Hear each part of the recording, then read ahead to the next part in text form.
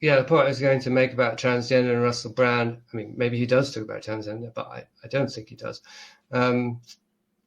was that there are things in society which are doing terrible harm, and transgender is one of them. And I think it's come more to public consciousness in Britain, at least with the Tavistock being closed and so on.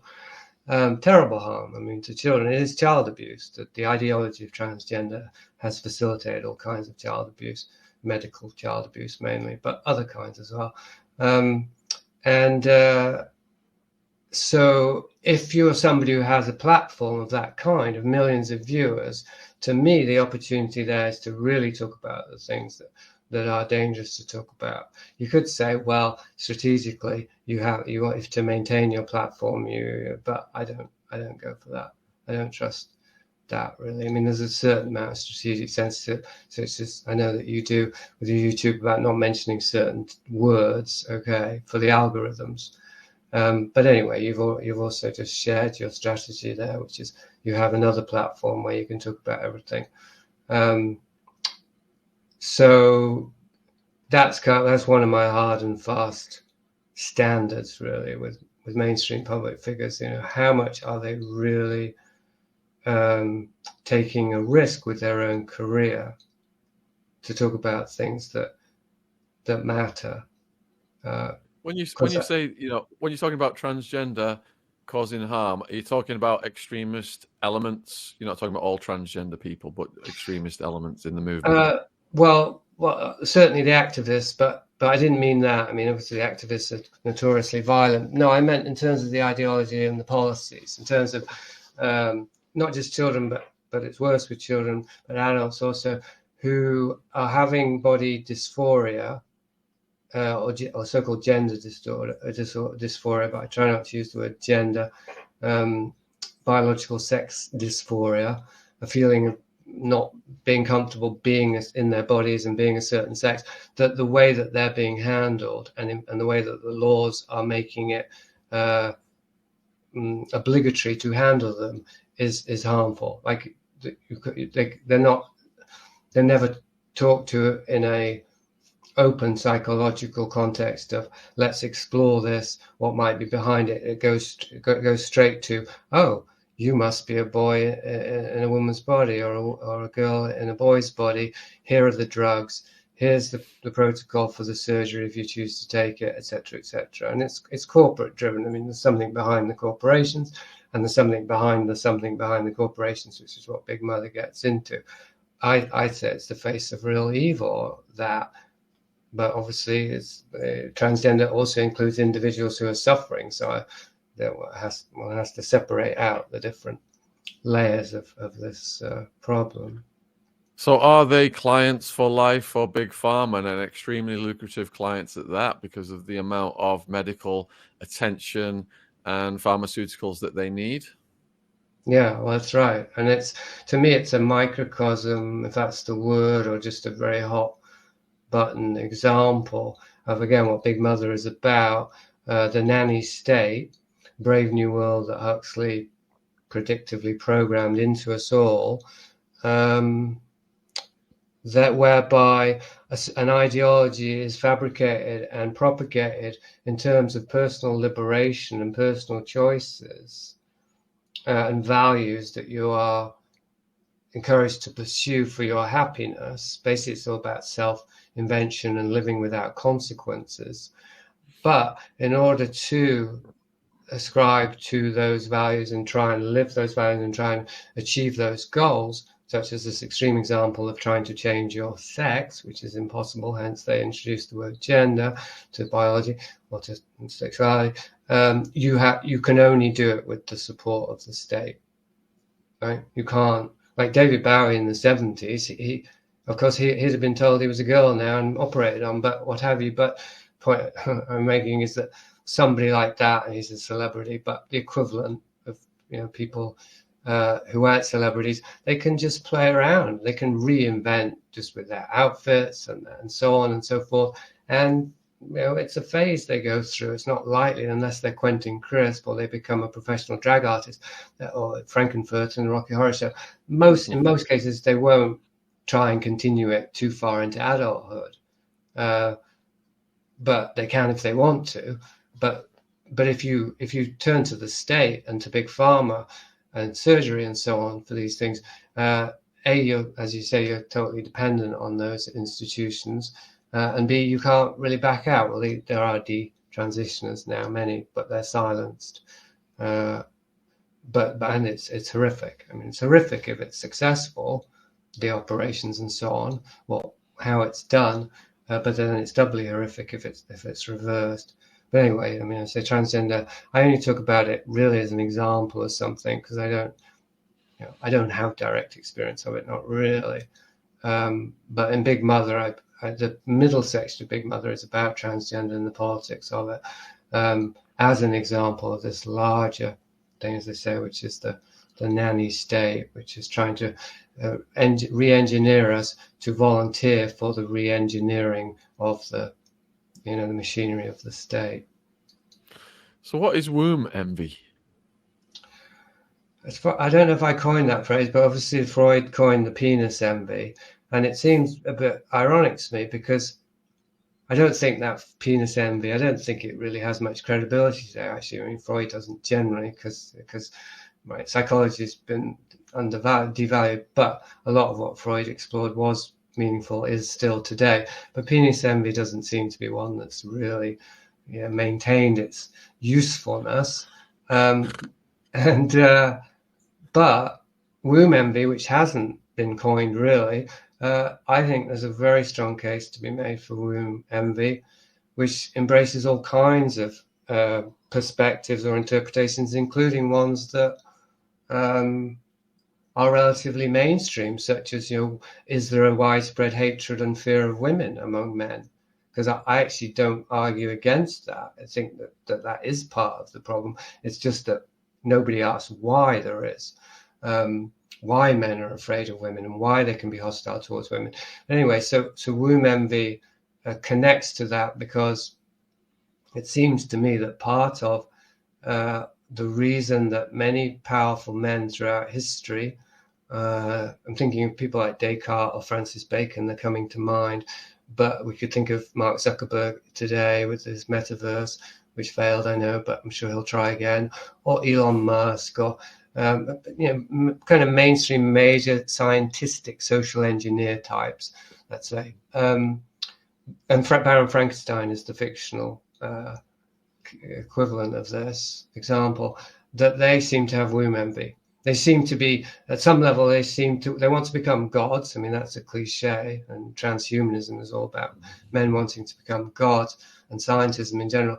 And to become a god, they have to create life. Well, women do that every day. Right? I mean, they need the man, I know, but it's happening inside the woman's body. The womb actually is generating life, which is an incredible thing.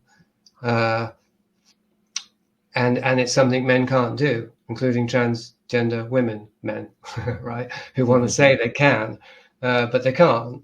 And again, back to the state, the only way that a man could ever give birth would be through artificial engineering. I mean, it would all just happen. It would all be fake, essentially.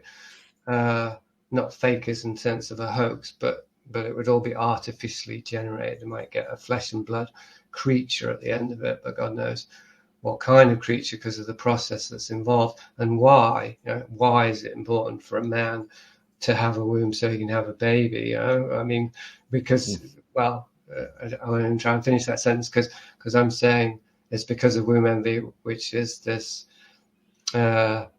deep-seated fear of femininity. I mean, if you think about it, and we don't ever think about it, all men were created inside their mother's bodies. All of us guys, at one point, a very crucial period of our lives, we were actually part of our mother. We were literally physically part of her body, right? And we didn't know any difference. Like in a womb, you're sentient. Obviously, people don't have memories of their womb because they don't have a mind and identity. But we're physically sentient. We're aware. But we wouldn't be aware of our mother. We'd just be aware of our existence in this environment, which we're inseparable from, and that is Big Mother for a fetus. It's the mother and it's big. And then when a child is born, talking about a male child, but all this is the same for a female child. It's just that it doesn't have the same consequences. The child's development of an identity or a sense of self is also happening within the space of the mother. I mean, one of the things that is written about is that a baby becomes somewhat self-aware. It takes years to become more fully self-aware through the mother's gaze. The mother looks at the baby, the mother makes faces, the baby mirrors that whole process. That's the shaping of a child sense of self that's happening with the mother as the mirror. So that's happening, Jason. That's happening in here right now. We had a baby 3 weeks ago, and he's really locking eye contact and starting to smile. Right. Yeah. Well, of course, it can be the father too, and there could be cases where the mother isn't absent. But I mean, whether the mother is absent and there's only a father, but that doesn't solve it.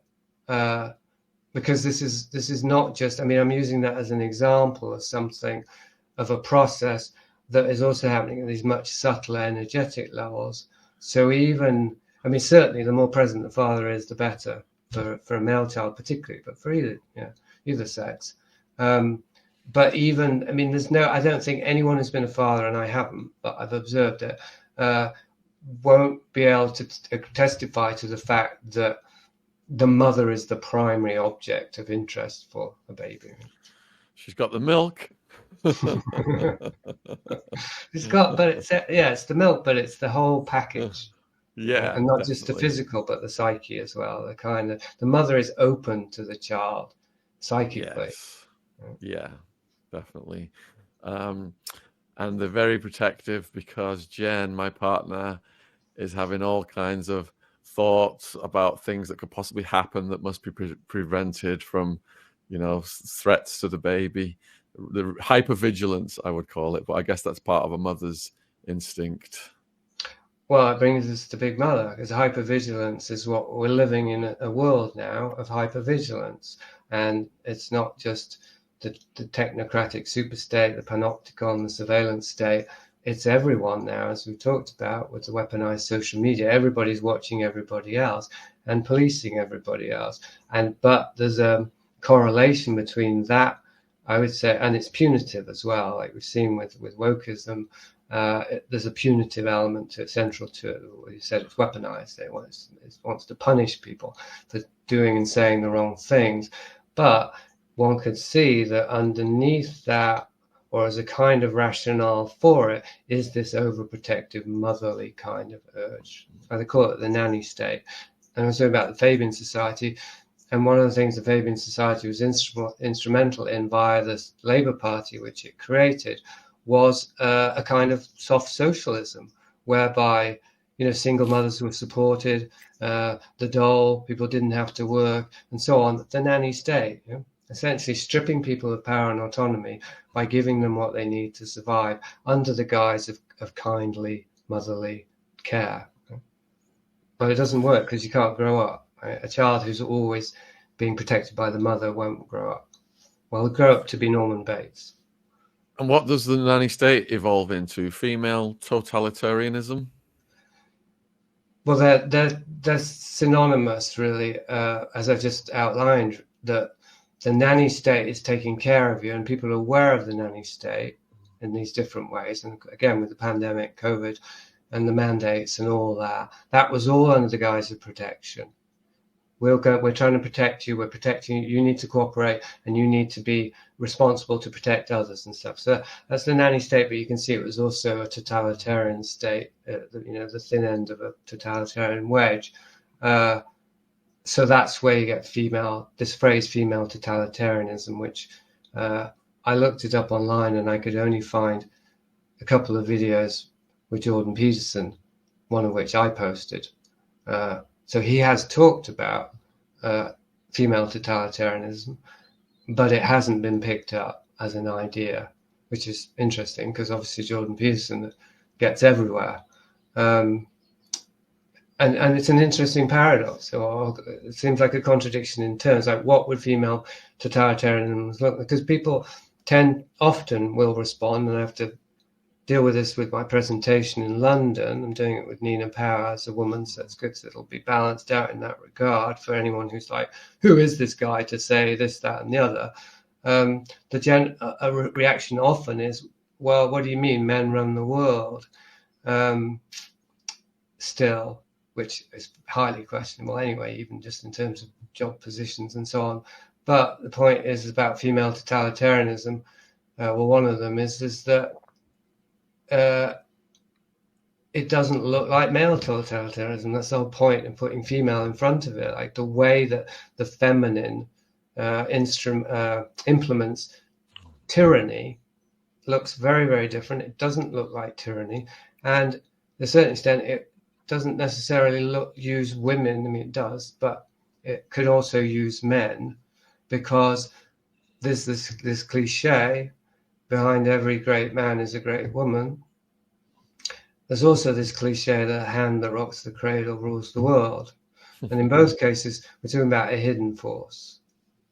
Right? The woman is hidden, but still, the woman has the power. And I say, and it's in the notes I gave you, that actually all of us, men and women too, of course, are aware of it in our interrelation, even before woke, even before feminism.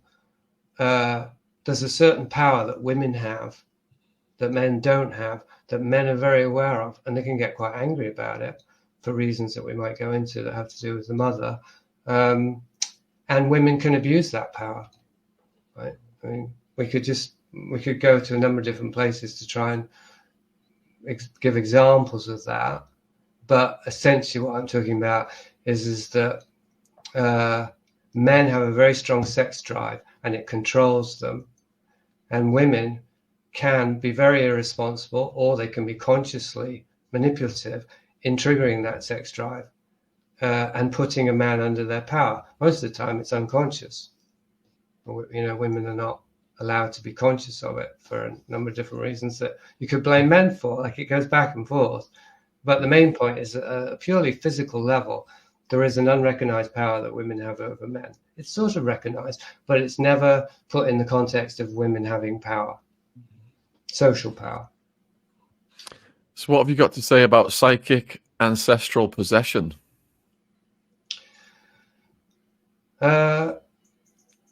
Well, Psycho's coming to mind because that's the template for me. I mean, because this is a difficult subject.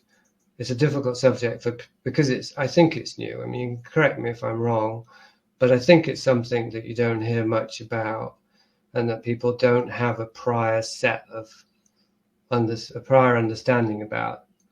So then I look for very simple examples, but then I have to unpack them to show why they are examples. And so I always come back to Psycho, because that movie is such an influential movie. Like, it's a movie that if you pick like 10 or 20 of the most influential or socially relevant movies, I mean, cinematically relevant movies of the 20th century, you probably have to put Psycho in there, because it was a turning point in movies in a number of different ways.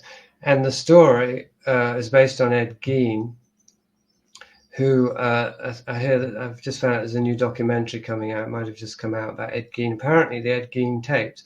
For those who don't know, Ed Gein was one of the first, quote, serial killers, unquote, in Wisconsin, I believe, in the, 1940s or 50s, 1950s probably, who disinterred female corpses and maybe had sex with them, certainly just took them apart and used the body parts to make objects, and he tried to make a woman's suit out of the skin of these corpses that he could put himself inside to turn himself into a woman, but specifically to turn himself into his mother, who he also disinterred after she died.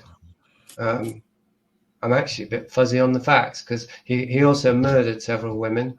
They were all older women, but I'm now blanking whether, I don't think he murdered his mother. But anyway, strangely enough, I find it strange they're apparently releasing a bunch of audio tapes of Ed Gein being interviewed after almost 100 years, or whatever it is, 80 years.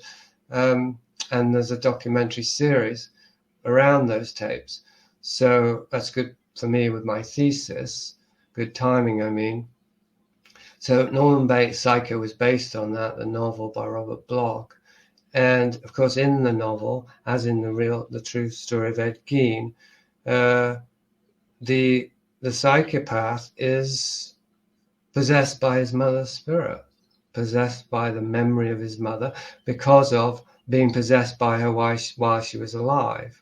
And so my thesis, as we've touched on, is that kind of possession, it begins in the womb, and it can be perfectly natural, like a mother literally possesses the fetus because it's inside her. And then after being born, there's a kind of possession, if you will, that it becomes negative then at that point if it is possession. If the mother treats the infant as an object, a love object, let's say, or an anger object, then things start going wrong. Anyway, and so the extent to which the male child can't develop a sense of self separately from the mother in a way that's safe and healthy, just basically wants to stay safe inside the mother's body, inside the mother's psyche, then what's happening is essentially instead of developing his own identity, his own sense of self, he's letting the mother's psyche possess him. So he becomes an extension of the mother's psyche and consciousness. I've actually seen this happen with my sister, who had a brain injury and was in a coma, and when she came back to herself, she wasn't herself. When she came back conscious, and both myself and my niece observed it over time, she had become our mother and my niece's grandmother for several days. The things she said, the way she acted, it was recognizably our mother who died. So I've actually seen it with my own eyes, this kind of possession. But there is a psychological basis for it as well, which is this, that a child develops an identity somewhat through imitation. And so the first identity that my sister had came from our mother. And so when she was knocked on the head, she lost the sense of who she was. So this original identity came in and took over, so she could function. That's my psychological view. But the metaphysical view is more metaphysical, and it has to do with actual consciousness that survives death in some way, and that's ancestral possession. So you can see it, or at least you can contemplate it, as I talked about with a mother and a child. But the ancestors that came before who've died, they are also present, just as Norman Bates's mother was present after she died, in some way. Like I don't claim to exactly understand this, whether it's genetic, whether it's metaphysical, whether it's psychological implants. I would say it's all three. But one way or another, we're an extension of our ancestors. And ancestral possession is a negative situation. Possession, by definition, I'd say, is a negative thing, which has to do with the unlived life of the ancestors, the things they didn't get to do, which could be your parents too. And because they're dead and you're alive, you're their only access point to change, to do the things they never got to do. And so if you haven't developed a healthy boundaried sense of self, autonomy, they will use you as a puppet. And so I think that is all of us to a degree. I think that's largely the world we live in is like it is because of this. Interesting what you said there about Ed Gein, because I recently interviewed Dr. Bob, who himself was a prison psychiatrist for dozens of killers, including serial killers. And one of the serial killers he interviewed, basically his formula is he goes in, he doesn't just sit down and say, how was your childhood history and all that. He spends months, years forming a bond with them. And then only when the bond is established, then he delves into the trauma, because he believes that, and he said that all of them were traumatized as kids. And in particular, there was one serial killer, and this guy was massive, well over 6 foot tall, and he was still absolutely terrified of his little old mother. And it was in his head. If she traumatized him somehow, and he felt like his identity was threatened, Dr. Bob said it's like they form a box inside themselves and put this stuff in this box, and his job is to go in and open the box and show them that there's nothing in the box, there's nothing to fear. So this guy was absolutely terrified of his little old mom, who was way old by this point, and he managed to convince him that he didn't have to fear her anymore. He had the power in the situation, and once he did that, the person no longer wanted to kill any other prisoners, because he said every time one of these serial killers was killing another prisoner, it was because they were killing a parental figment, or if the parents weren't the abusers, the figment of an abuser. Yeah. Yeah, well, it's very common if you look into the serial killers. I mean, Ed Kemp came to mind there, who was the subject of Mindhunter. He was also 7 foot tall, so he was huge, that guy. And he cut his mother's head off. And he said after that, he'd been killing co-eds and cutting their heads off. But when he killed his mother, then, I'm not saying he was cured or anything, but that he was basically working his way up to that, because he was too afraid to actually destroy the thing that was oppressing him, the person that was oppressing him. Wow. Yeah. All right, so we've got toxic masculinity versus toxic femininity. In that context, have you looked at the case of Andrew Tate? Oh, I haven't. I was going to. Too bad I haven't now, because I saw the documentary. They'd made a second documentary. No. You can fill me in if you want, if you think it'd be helpful.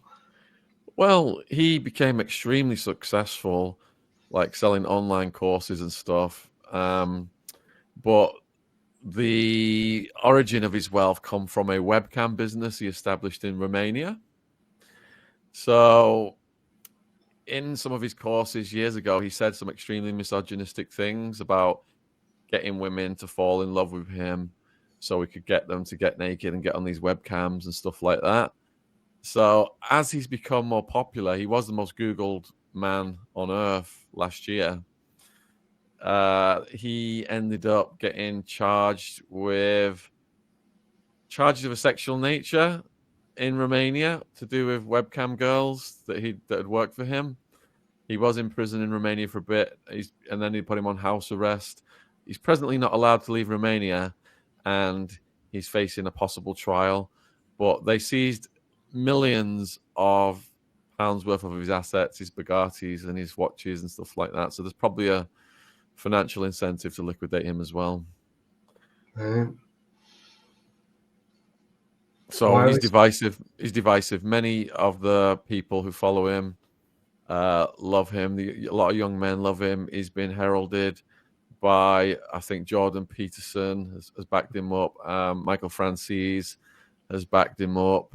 But Me Too and other movements have lambasted him. So there's quite a frenzy online over him. Yeah, well,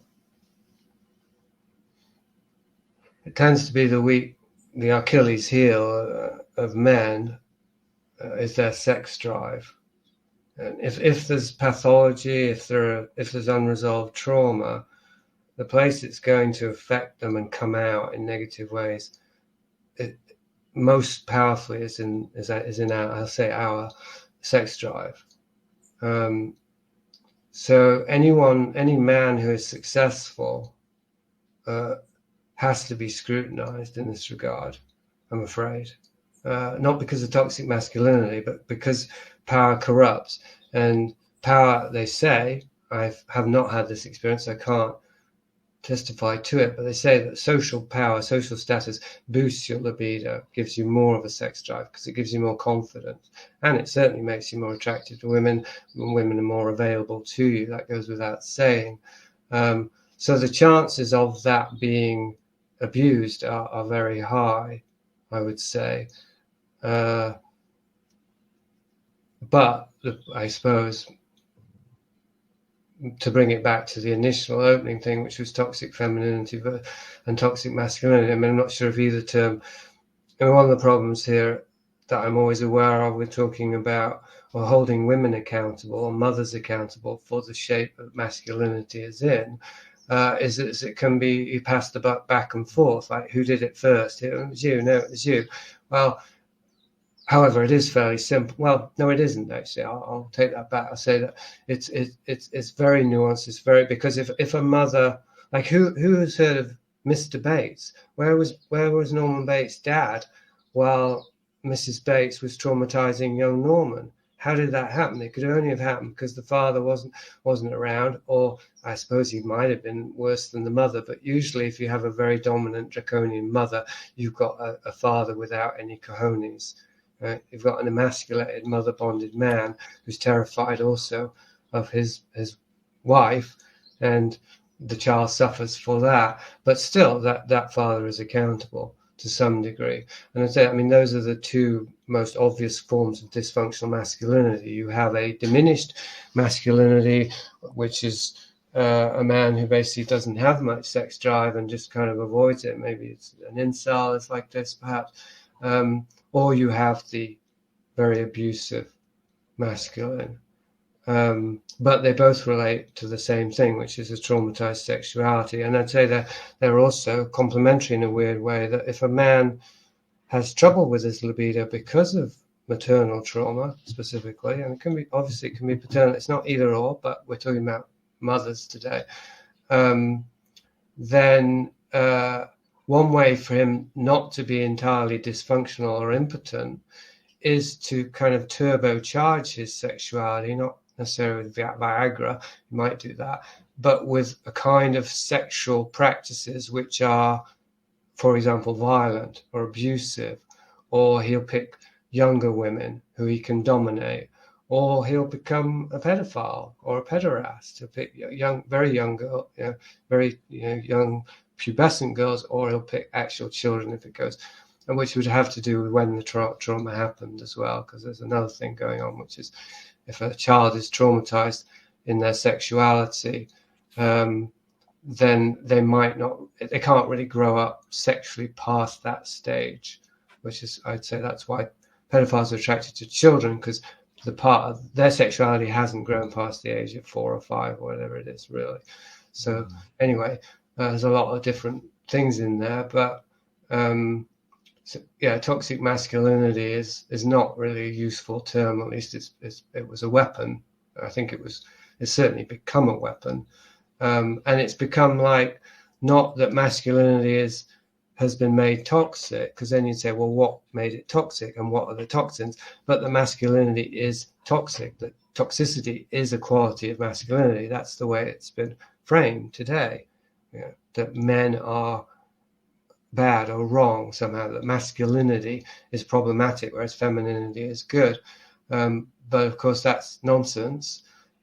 It's very deeply entrenched, because you, like I, probably grew up with the little rhyme, sugar, what is it? Snails and puppy dogs' tails, or what boys are made of, sugar and spice and all things nice. It's right. That rhyme, I grew up with that. So that's how deep it goes. Boys bad, girls good. But seeing as that's obviously nonsense, doesn't make any sense. I mean, there's no possible reasoning for that. It has to be somewhat societal, but I say before society is family. Like, society is just a bunch of families, and of course social engineering, the conspiratorial levels and invisible entities. But I mean, still there's a spectrum from family to society. A family is a very small micro society. So any toxicity that has attached itself to masculinity has to have come from somewhere. And the first place you look for is the original influence. And as I said, all men come out of women's bodies and women's psyche. So if a man is deep, if his masculinity is somehow compromised, the two places you look are the mother and the father. But the original one is the mother, because the child didn't meet its father until quite late on in the developmental process, really. Like birth might be the beginning of an individual self, but it's not the beginning of our existence. So that's it, really. I mean, this has to be addressed. In my case, I have a it's now very useful, although it's regrettable, literal embodied example of it, which is that my mother, as I've said on other occasions, was an alcoholic. So was my father. But which affected me more? Well, since my mother was drinking alcohol in the womb, and even in the hospital on the day I was born, she snuck in brandy. Obviously, that affected me. Those toxins went much deeper because I was gestated, not just in blood, but in alcohol. Now, that's my mother. It's not the equivalent for everyone, but it's an example of what I'm trying to share here today. And I recommend people read the opening pages of Dandy in the Underworld because it describes exactly what you just said about your mother. And it's a very, very well written book. Well, in Jimmy Savile-esque kind of terms, because my brother made a big joke out of it, sadly. He did. His wit had me cracking up, definitely. All right, so why should people come to your show, Jason? Huge thanks for doing this today. It's been fascinating as usual. And what's going to happen at the show? That's a good question. I'm not entirely sure. As I said, it's with this author, Nina Power, who wrote a book that came out in paperback this year, but the year before in hardback, called What Do Men Want? And when I first heard that, I knew Nina already, but I did think that's a bit cheeky. How does she know what men want? And I said, I hope you've asked around. Of course she had. But we just somehow hit upon doing this event together. I mean, it's mostly because I tried to recruit a bunch of people, and they were all guys and one woman, and the woman was the only one who really had the cojones to do it, or at least the only one who actually ended up committing. So it's just me and Nina. There's a dialogue between Miss Power, that's her real name, I'm sure, and me. And it's coinciding with the book launch. I mean, that's the reason for it. So, of course, I will be talking about Big Mother, as we've touched on today, a number of themes that are in Big Mother. But it will be also in a larger, more mainstream context, I imagine, of what men want, what women want, social relations between the sexes. In which case, I'm hoping that a reason to come is to see two people not just telling, but showing the way in which the male and female polarity can work together and cooperate and get to the bottom of a very dark and destructive situation that we're in. I mean, you talk about weaponizing and so on. Well, the sexes have been weaponized. I mean, for decades. We're kind of through the looking glass now because, again, we're transgender. I mean, you can't even say that a woman is a woman anymore. But but still, at base, the split is between man and woman. And I say that we haven't touched on metaphysical stuff today, but just as a teaser, the way in which metaphysical forces of evil, which they exist as far as I can see. I mean, you can unpack what that means, but they're non-physical and they seem to have anti-life, anti-human agendas. And they've shaped and controlled human beings, mainly men, to create a technology and a society that is a vehicle for their incarnation. That's the thesis of Big Mother. And the way their main goal, I say, I mean, I think, is to create an unbridgeable gulf or schism between the sexes, because it's the image of God as man and woman. So they can come between man and woman in such a way that no child can be created in God's image anymore. Then it's game over. It's game over for the human race. So that's why they should come to this event. All right, and the event is on Friday, October the 13th in London. at the Tea House Theatre, Vauxhall Walk. And I will put the link in the description box below this video. It's on Eventbrite if you want to get tickets. I'll also put the links down there for Jason's books and socials and anything else he's got. So thanks for watching this. Let us know in the comments what you thought. And huge thank you to Jason for spending time with us today. Cheers, my friend. Thanks, Sean. Been fun. Thank you.